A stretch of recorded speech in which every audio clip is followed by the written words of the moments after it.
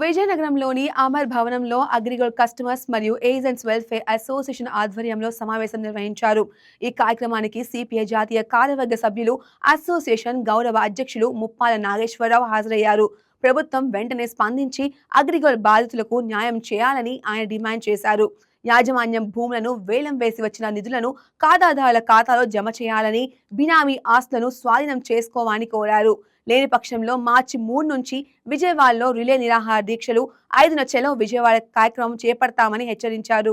Muppala Nageswararao, AgriGold customers and agents welfare association గౌరవ అధ్యక్షులు.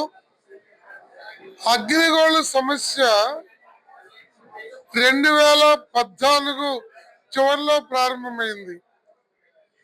AgriGold company యాజమాన్యం 95లో ఈ కంపెనీని పెట్టి 32 లక్షల మంది 8 రాష్ట్రాల్లోని ప్రజల నుండి 7.5 వేల కోట్ల రూపాయలు దాకా డిపాజిట్లు సేకరించింది, స్థలాలు అమ్మింది, భూములు కొంది, ఎన్నో రకాల వ్యాపారాలు చేసి బోర్డు తిప్పేసింది.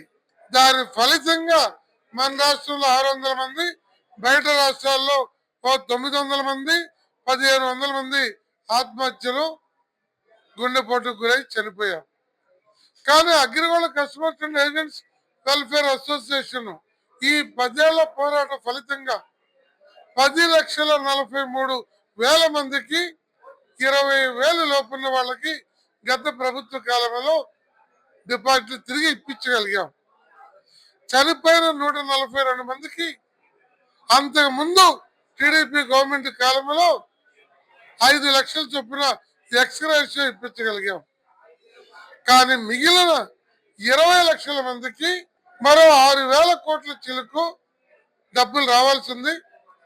దానికోసం రేపు మార్చి 3వ తేదీ నుండి విజయవాడలో రిలే నిరాహార దీక్షలు, 5వ తేదీ నుండి నిరోధక దీక్షలు ప్రారంభించడానికి గత్యంతరం లేని పరిస్థితిలో ఈ పోరాటాన్ని తీసుకున్నాం.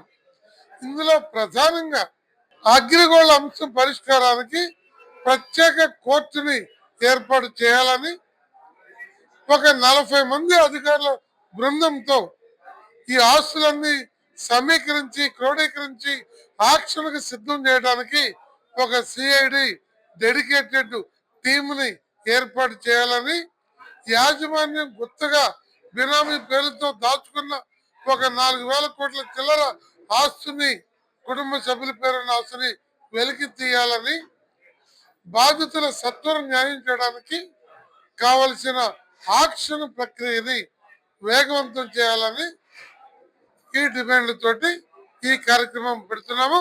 అందువల్ల రాష్ట్రంలో ఉన్న అగ్రిగోల్డ్ కస్టమర్, ఏజెంట్ ప్రతి ఒక్కరూ బాధ్యతగా 5వ తారీఖు విజయవాడ రమ్మని విజ్ఞప్తి చేస్తున్నాం.